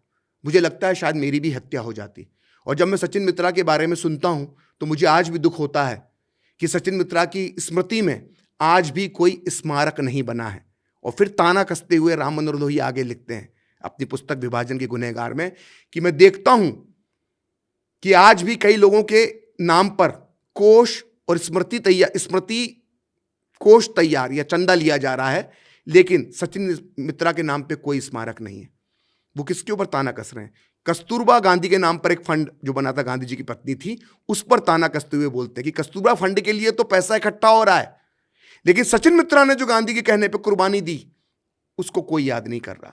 तो सचिन मित्रा के साथ में यहाँ पे एक बड़ा दिलचस्प वाक्य जोड़ना चाहता हूँ। और गांधीवाद, मतलब गांधी के जो मानने वाले लोग हैं वो कितने पाखंडी होते हैं, मैं ये बताना चाहता हूँ कि गांधी जी की इच्छाओं का उन्होंने कभी सम्मान नहीं किया। मैं ये बताना चाहता हूँ, गांधी जी का दोष नहीं है, उनको मानने वाले जो गांधीवाद का ढोंग करते हैं उनका मैं उदाहरण देना चाहता हूँ कि जब सचिन मित्रा की जब हो जाती है हत्या, तो सचिन मित्रा के जो साथ के लोग होते हैं, उनका परिवार होता है, वो चाहता है कि सचिन मित्रा का शव यात्रा जो है वो एक भीड़ के साथ निकाली जाए, जिससे एक संदेश जाए इस बलिदान को लेकर। तो गांधी जी के पास जब ये प्रस्ताव आता है कि हम सचिन मित्रा का शव यात्रा एक पूरे प्रोसेशन की तरह निकालना चाहते हैं, तो गांधी जी बोलते हैं बड़ा ही बुरा विचार है, ये बड़ा ही बुरा विचार है कि आप इस तरह से किसी की शव यात्रा का उत्सव मनाएं। मैं तो कहूंगा कि अगर जहां पर मेरी मृत्यु हो, गांधी जी अपने लिए बोलते हैं कि मैं तो कहूंगा कि जहां मेरी मृत्यु हो मुझे उसी जगह पर जला दिया जाए, शव यात्रा निकालने का ढोंग ना किया जाए। लेकिन गांधी जी की इस इच्छा का कभी सम्मान नहीं किया गया। जब गांधी जी की हत्या हो गई और गांधी जी की जो शव यात्रा निकली, तो पूरे दृश्य हमने देखे हैं, पूरे दिल्ली की सड़कों पे निकाले गए और भारतीय वायुसेना के डिकोटा विमानों ने गांधी जी की पुष्प वर्षा की और एक टैंक पर, मतलब एक तोप गाड़ी में गांधी जी का शव रखा गया। तो गांधी जी की इच्छा थी कि अंतिम समय जो है उनको वहीं पे उनका अंतिम संस्कार कर दिया जाए। तो ये पूरा घटनाक्रम है। तो हम वापस कलकत्ता के दंगों पे आते हैं। तो गांधी जी आमरण अनशन का ऐलान कर देते हैं, ये सचिन मित्रा की हत्या से दुखी होकर। और जो मेन कारण तो ये होता है कि जो गांधी जी पे हमला होता है एक दिन पहले, तो गांधी जी जैसे ही आमरण अनशन का ऐलान करते हैं, अब ध्यान दीजिएगा, गांधी जी ने भारत के विभाजन के खिलाफ आमरण अनशन का ऐलान नहीं किया, लेकिन मुसलमानों की सुरक्षा के लिए कलकत्ता में आमरण अनशन का वो ऐलान करते हैं। ये आज़ादी के बाद गांधी जी का पहला आमरण अनशन था। तो जब ये आमरण अनशन जैसे ही वो ऐलान करते हैं, तो पूरी कांग्रेस की सरकार जो बंगाल में उस वक्त होती है वो सक्रिय हो जाती है, कांग्रेस सक्रिय हो जाती है, कांग्रेस के कार्यकर्ता सक्रिय हो जाते हैं। और 2-3 दिन के अंदर दबाव बनाकर पूरे कलकत्ता के हिंदू संगठनों पे और गोपाल पाठा आदि इत्यादि जैसे जो हिंदू रक्षक होते हैं, इन पे दबाव बना के दंगों को रोक दिया जाता है, हथियारों का समर्पण करवा लिया जाता है और इस प्रकार दंगा रुक जाता है और गांधी जी अपना अनशन तोड़ देते हैं। और जानते हैं गांधी जी ने जब अपना अनशन तोड़ा तो उनको संतरे का जूस किसने पिलाया? उनको संतरे का जूस पिलाया सुहरावर्दी ने अपने हाथों से। सोचिए, जिस सुहरावर्दी को बूचर ऑफ बंगाल, जिसके हाथ खून से रंगे हों इतने सारे हिंदुओं के, उन्हीं हाथों जिस से बूचर ऑफ बंगाल के हाथ हिंदुओं के खून से रंगे हुए थे, उसने इन्हीं हाथों से गांधी जी को संतरे का जूस पिलाकर उनका अनशन तोड़वाया। तो इस तरह से वो कलकत्ता का अनशन 1947 का दंगा खत्म हो जाता है। गांधी जी की अहिंसा की भी बात यहाँ पर हम करेंगे। अहिंसावादी गांधी जी थे। आपने बताया कि जिस तरह से वो शांति करवाना, ये करवाना, लेकिन जब कलकत्ता में ही हम बात करें तो जब उनकी सुरक्षा की बात आई तो थोड़ा अहिंसा का जो उनका कॉन्सेप्ट था वो हिल गया था, क्योंकि गोपाल पाठा का आप ही ने अपनी पुस्तक में जिक्र किया है। गोपाल पाठा जो बाहुबली माने जाते थे, उनसे उनकी सुरक्षा करवाई गई, वो भी सशस्त्र। बिल्कुल, मतलब जब मैंने गोपाल पाठा का जो ऑक्सफोर्ड यूनिवर्सिटी को जो उन्होंने इंटरव्यू दिया है और एक कैम्ब्रिज को भी दिया, 2 जगहों पर रिसर्चर उनसे मिलने आए थे, उनके इंटरव्यू लिए। जब वो मैंने इंटरव्यू सुने और गोपाल पाठा ने जब ये खुलासा किया कि गांधी जी ने उनसे सशस्त्र सुरक्षा मांगी थी गांधी जी के लोगों ने कि उनकी कैंप की, तो मैं आश्चर्यचकित रह गया। मुझे भरोसा नहीं हुआ कि ऐसा भी हो सकता, कि गांधी जी अहिंसा के पुजारी थे। वो गोपाल पाठा जैसे बाहुबली से बोले कि हथियार बंद लोगों को लेकर आए और मेरे कैंप की सुरक्षा करें, तो बड़ा मेरे लिए चौंकाने वाली बात थी। तो ये घटना पूरी इस तरह से है कि जब बेलिया घाट में गांधी जी रुके हुए थे, तो 30 अगस्त का मैंने बताया कि 30 अगस्त की रात गांधी जी पे हमला होता है और भीड़ हैदरी मैंशन में घुस जाती है। तो एक वो घटना हो जाती है जिससे वो कैंप जो असुरक्षित हो जाता है। फिर अगले दिन कुछ मुसलमान बेलिया घाट में जो रहने वाले थे वो इलाका छोड़कर एक ट्रक में जा रहे होते हैं, तो उस ट्रक पर ग्रेनेड से हमला होता है, तो उसमें कुछ 4 या 5 मुसलमान मर जाते हैं। तो गांधी जी इसी माहौल के अंदर आमरण अनशन का ऐलान कर देते हैं। उधर सचिन मित्रा की भी मृत्यु हो जाती है, जिसका मैंने बताया। और पूरी स्थिति बेलिया घाट की ये होती है कि वो जो गांधी जी यहाँ पे हैदरी मंचन है, वहां मतलब पूरी अराजकता की स्थिति है। और बेलिया घाट इलाका होता है गोपाल पाठा का। तो गोपाल पाठा ने अपने इंटरव्यू के अंदर ये कहा कि गांधी जी के सेक्रेटरी, उस वक्त जो गांधी जी के सेक्रेटरी थे निर्मल कुमार बोस भूमिका निभा रहे थे। तो गांधी जी के सेक्रेटरी निर्मल कुमार बोस मेरे पास आए और उन्होंने कहा कि क्या तुम और तुम्हारे साथी, ये गोपाल पाठा के शब्द बता रहा हूं, कि क्या तुम और तुम्हारे साथी गांधी जी के कैंप यानी गांधी जी का जो घर है उसकी रक्षा करोगे? तो गोपाल पाठा ने कहा कि मैंने निर्मल कुमार बोस से कहा कि हाँ मैं रक्षा करने को तैयार हूं, लेकिन मेरे जो साथी हैं उनके पास स्टेन गन रहेगी और गांधी जी को इसकी लिखित परमिशन देनी पड़ेगी। तो जो रिसर्चर जो गोपाल पाठा जी का इंटरव्यू ले रहा था उसने पूछा तो क्या हुआ इसके बाद? तो गोपाल पाठा जी ने जवाब दिया कि हाँ गांधी जी तैयार हो गए। तो रिसर्चर ने पूछा तो क्या गांधी जी ने लिखित में आपको अनुमति दी स्टेन गन रखने की? बोला हाँ लिखित में अनुमति दी। बोला लिखित अनुमति आपके पास है? रिसर्चर ने पूछा। तो गोपाल पाठा ने बोला कि नहीं, मैंने उस वक्त उसका महत्व नहीं समझा, तो वो मैंने संभाल के नहीं रख पाया। ये चर्चा मैंने पूरा इंटरव्यू गोपाल पाठा जी का सुना, जो ऑडियो की शक्ल में मौजूद है। तो मेरे मन में सवाल आया कि ये तो गोपाल पाठा जी का वर्जन है, हो सकता है वो सही बात ना कह रहे हो, काफी दिन बाद बात कही सुनी बात हो, मतलब हम गोपाल पाठा जी की बात कही बात पे कैसे यकीन कर लें। फिर मैंने इसको क्रॉस चेक करने के लिए निर्मल कुमार बोस की लिखी पुस्तक Gandhi my days with Gandhi उठाई। उसके अंदर निर्मल कुमार बोस हूबहू इस घटना का वर्णन करते हैं। वो उस समय गांधी जी के साथ थे। वो गांधी जी के साथ थे। निर्मल कुमार बोस बस गोपाल पाठा का नाम नहीं लिखते। वो क्या लिखते हैं कि जब ये स्थितियां बन गई तो मैं उस इलाके के बाहुबली के पास गया। अब बाहुबली बेलिया घाट का कौन था? सबको मालूम है, गोपाल पाठा थे। मैंने उनसे कहा कि क्या आप लोग गांधी जी की सुरक्षा करोगे, गांधी जी के कैंप की सुरक्षा करोगे? तो वो तैयार हो गए, लेकिन उन्होंने कहा कि हमारे बच्चों के, हमारे जो साथी हैं उनके पास हथियार रहेंगे और इसकी अनुमति गांधी जी को देनी होगी। तो मैंने कहा मैं गांधी जी से पूछता हूं। ये निर्मल कुमार बोस ने लिखा माय डेज विद गांधी में।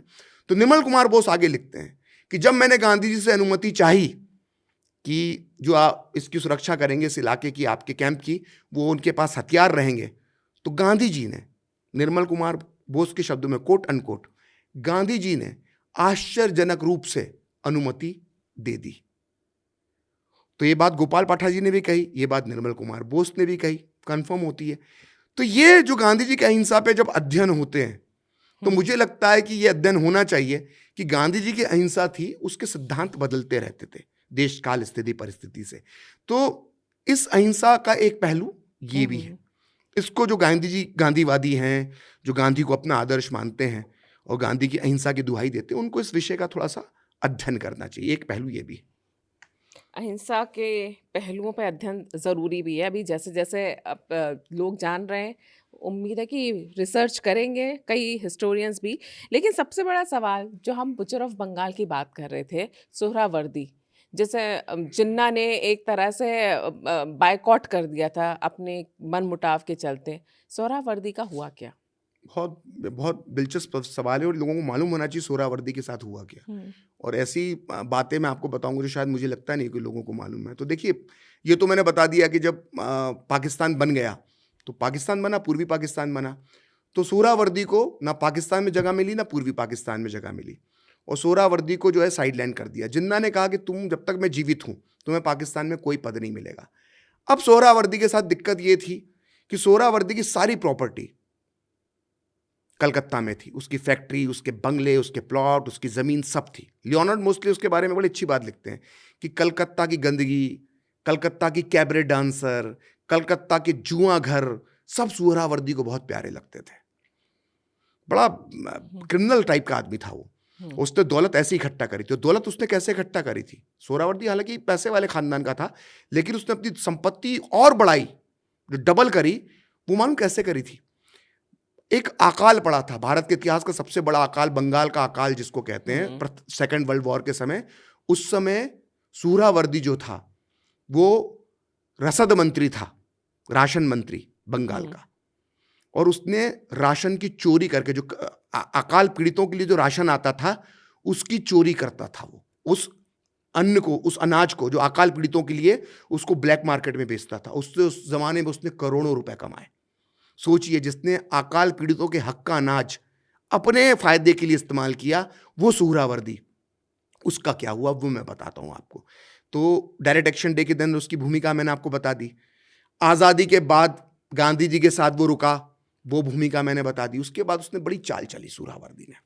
बूचर ऑफ बंगाल को समझ में आ गया कि पाकिस्तान में मेरी जगह नहीं है, जिन्ना जब तक जीवित है मुझे जगह नहीं कुछ देगा। तो वो गांधी जी के साथ चिपक गया। और गांधी जी का दिल तो बड़ा बड़ा था, वो माफ़ कर देते थे। माफ़ी वीर सैयद महमूद को भी माफ़ कर दिया था, सुहरावर्दी को भी उन्होंने माफ़ कर दिया। तो सुहरावर्दी ने एक नया काम ढूंढ लिया अपने लिए। उसने कहा कि पाकिस्तान में हिंदू सुरक्षित नहीं है, भारत में मुसलमान सुरक्षित नहीं है, तो मैं इन दोनों धर्म के लोग सुरक्षित रहें, अपने अपने इलाकों में रहें, पलायन ना करें, इसके लिए मैं भारत और पाकिस्तान सरकार के बीच में वार्ता का काम करूंगा, दूत का काम करूंगा। क्योंकि मेरे संबंध मुस्लिम लीग में भी हैं और मेरे संबंध गांधी जी से भी हैं, तो मैं जिन्ना और गांधी के दूत का कार्य करूंगा। बीच में जिसको कहते हैं ना मीडिएशन, हाँ। जैसे आजकल डोनाल्ड ट्रंप जो है वो यूक्रेन और उसके बीच में कर रहे हैं, रशिया के बीच में। तो सुहरावर्दी ने ये काम पकड़ लिया। तो दिल्ली से कराची, कराची से दिल्ली, यही काम करता था और वो बेवकूफ़ बना के टाइम बाय कर रहा था। तो कराची से जब वो आया तो दिल्ली एयरपोर्ट पे उसका एक बार सामान चेक कर लिया। तो नेहरू जी को चिट्ठी लिख दी उसने कि मैं कराची से आया तो मेरा सामान क्यों चेक करा। नेहरू जी गुस्सा हो गया कि यार सुहरावर्दी का सामान चेक करेंगे हमारे कस्टम वाले। तो उन्होंने जो, चूंकि सुरक्षा सरदार पटेल के अंडर में आती थी, सरदार पटेल से नेहरू जी ने पत्र लिख दिया कि कैसे करी। तो सरदार पटेल ने लिखा भैया ज़रूरी है, हथियार आ रहे हैं कराची से बहुत सारे, इसलिए जो भी आता उसकी जांच होगी। तो बड़ा वीआईपी ट्रीटमेंट भारत में, बूचर ऑफ बंगाल जिसके हिंदुओं की हत्या जिसने की थी उसको ट्रीटमेंट मिल रहा था। तो बिरला भवन में फिर जब गांधी जी ने कलकत्ता छोड़ा तो उसके बाद वो कलकत्ता छोड़ के जब कलकत्ता में दंगा रोक लिया तो वो दिल्ली आ गए। तब तक दिल्ली में दंगा भड़क गया। तो दिल्ली में बिरला भवन में गांधी जी के साथ बैठा रहता था पूरे समय, और दिल्ली में रुकता था, दिल्ली से कराची जाता था, कराची से दिल्ली आता था, यही काम करता रहा। तो यहाँ पे एक दिलचस्प किस्सा है कि जब गोडसे और आप्टे ने गांधी जी को की हत्या का जब साजिश बुनी तो इनके दो लक्ष्य थे कि हम गांधी जी की हत्या के साथ साथ इस सुहरावर्दी को भी मारेंगे। तो जब ये रैकी करने जाते हैं बिरला भवन की, तो ये बताते हैं जो इनके साथी रहते हैं उनको कि यहाँ पर गांधी जी बैठते हैं और इनके पास प्रार्थना सभा में सुहरावर्दी बैठता है, वो दोनों को हमें मारना है। तो उसी वक्त सुहरावर्दी बाहर निकलता है बिरला भवन से, ये रैकी कर रहे हैं बिरला भवन में गोडसे और उसके साथी। तो वो दिखाते हैं कि ये जो काले कोट में निकल रहा है ना, यही सुहरावर्दी है, इसको हमें मारना है। तो इतना क्लोज गांधी जी का बन चुका था वो। अब गांधी जी की हत्या हो जाती है तो अब वो नेहरू जी को पकड़ लेता है सुहरावर्दी, नेहरू जी के साथ उठना बैठना शुरू कर देता है। अब देखिए क्या होता है, ये बहुत कम लोग, शायद मैं पहली बार ही किसी पॉडकास्ट में खुलासा कर रहा हूँ, इसके पहले मैंने कभी ये बात बताई नहीं, लेकिन यहाँ मैं बता रहा हूँ कि उस समय इनकम टैक्स डिपार्टमेंट, ये अब आ चुका है 1949-50 का समय आ चुका है। इनकम टैक्स डिपार्टमेंट, अब गांधी जी की भी हत्या हो चुकी है, देश में दंगे भी खत्म हो चुके हैं, तो भी सुहरावर्दी भारत में रुका हुआ है, गया नहीं पाकिस्तान, ठीक है। अब सुहरावर्दी को एक इनकम टैक्स डिपार्टमेंट नोटिस भेज देता है और बोलता है कि आपको इतना टैक्स भारतीय इनकम टैक्स डिपार्टमेंट को जमा करना पड़ेगा। तो सुहरावर्दी नेहरू से समय लेता है और रात में नेहरू से मिलने प्रधानमंत्री आवास जाता है और वो दिखाता है कि देखिए ये इनकम टैक्स का नोटिस आ गया, मुझसे इतने रुपए बकाया मेरे ऊपर बताकर मुझसे टैक्स मांग रहे हैं, अब आप मुझे इससे बचाएं। तो नेहरू जी उसी रात भारत के वित्त मंत्री को पत्र लिखते हैं और उस पत्र में क्या लिखते हैं कि आप जिस तरह से सुहरावर्दी पर टैक्स लगा रहे हैं और जिस तरह से उनसे वसूली की बात कर रहे हैं, इससे गलत संदेश जाता है। इसको पाकिस्तान का मीडिया अपने हिसाब से खबर बना के उठाएगा। वो इस खबर के माध्यम से ये साबित करेगा कि जो मुसलमान भारत में रुक गए हैं, देखो भारत सरकार उनको कैसे परेशान करती है, उनसे टैक्स की वसूली करती है जैसे सुहरावर्दी से वसूली की जा रही है। तो पाकिस्तान का मीडिया ये छापेगा, इसलिए इस मामले को देखा जाए। मतलब नेहरू जी सीधे सीधे देश के वित्त मंत्री पे दबाव बनाते हैं कि सुहरावर्दी का ये टैक्स माफ कर दिया जाए, सुहरावर्दी का टैक्स माफ कर दिया जाए। और अगर किसी को शक है कि प्रखर श्रीवास्तव झूठ बोल रहा है तो वो भारत सरकार द्वारा प्रकाशित selected works of Jawaharlal Nehru उठाकर पढ़ ले, जिसे इंदिरा गांधी ने छपवाया था। उसमें वो पत्र जो वित्त मंत्री को नेहरू जी ने लिखा है वो छपा हुआ है।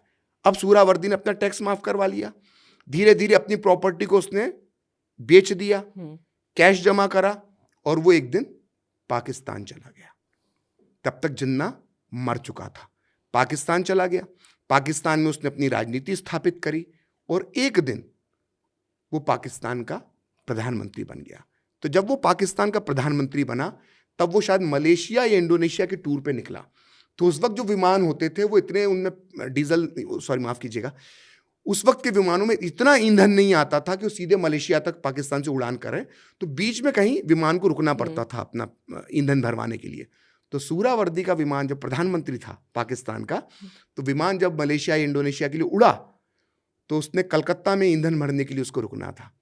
तो उसने कलकत्ता में ईंधन भरने के लिए, जब उसको खबर मिली कि मेरा विमान कलकत्ता में ईंधन भरने के लिए रुकेगा, तो उसने नेहरू को पत्र लिखा कि ये जब मेरा विमान ईंधन भरने के लिए रुकेगा तो मैं विमान में रहूंगा और उस वक्त इनकम टैक्स का कोई अधिकारी उस विमान के अंदर नहीं आना चाहिए।